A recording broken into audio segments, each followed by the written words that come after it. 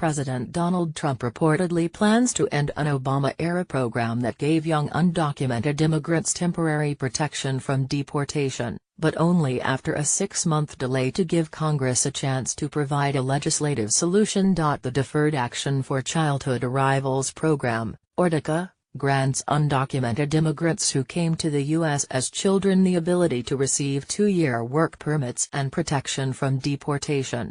Now these so-called Dreamers, who have built roots in the country, will deal with uncertainty for months on end as the government decides what comes next for them. Juan Escalante, a digital campaigns manager for pro-immigration group America's Voice, put together a Twitter thread Sunday night to shine a spotlight on the anxieties Dreamers will have to contend with over the next months. In over 20 tweets, Escalante, himself an undocumented immigrant, gave a guide to some of the logistical and emotional considerations he and others now face. Escalante, who came to America as a kid from Venezuela, said the idea of losing DACA status is dehumanizing.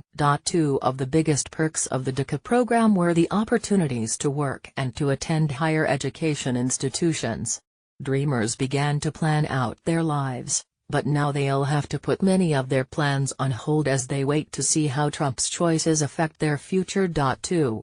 We keep wondering about our futures.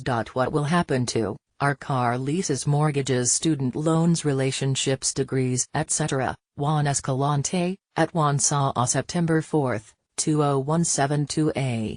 For the past 5 years Dreamers have relied on DACA to live with a sense of normalcy, build a life. Juan Escalante, at Juan Saw September 4, 2017. Since the program was enacted by President Barack Obama, nearly 800,000 undocumented immigrants have been granted protected status.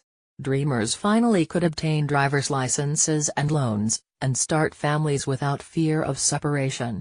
Without clear direction as to what will happen to the DACA program, Dreamers are left to wonder whether they will all be at risk of being deported.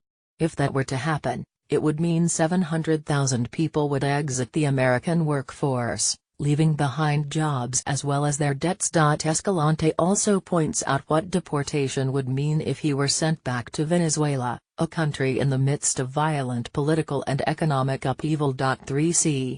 Being deported means going back to Venezuela, country under significant economic and political turmoil.